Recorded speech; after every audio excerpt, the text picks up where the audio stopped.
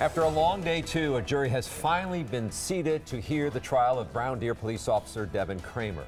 The 28-year-old officer is accused of shooting an unarmed suspect in the back. This case stems from an incident that happened nearly 2 years ago. Kramer is charged with aggravated battery and use of a dangerous weapon. Kramer told detectives she feared for her life while arresting Manuel Burnley Jr.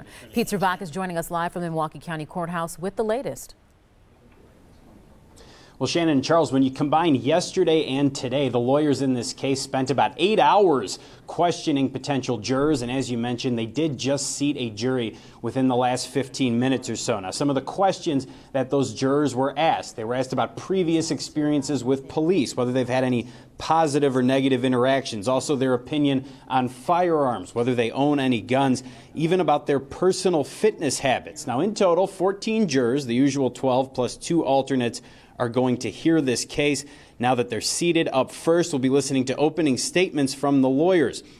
Kramer, as you mentioned, is accused of shooting Manuel Burnley Jr. in the back during a struggle in March of 2016, almost 2 years ago. According to a criminal complaint, it happened after Kramer and one other officer escorted Burnley Jr. off a bus near 60th and Brown Deer. Burnley Jr. survived but was injured and even lost part of a lung. He was never charged in connection with that incident. In the meantime, the police chief in Brown Deer says Kramer remains on administrative suspension. Now, right now, court is still in session. They did just take a 15-minute break, try to kind of clear out the courtroom.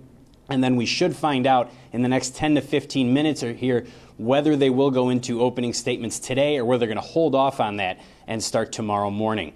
Live at the Milwaukee County Courthouse, Pete Servakis, today's TMJ4. All right, Pete, thank you for that update. We'll continue to keep a close eye on this case throughout our newscast. You can also find past stories and stay up to date on the latest information at TMJ4.com.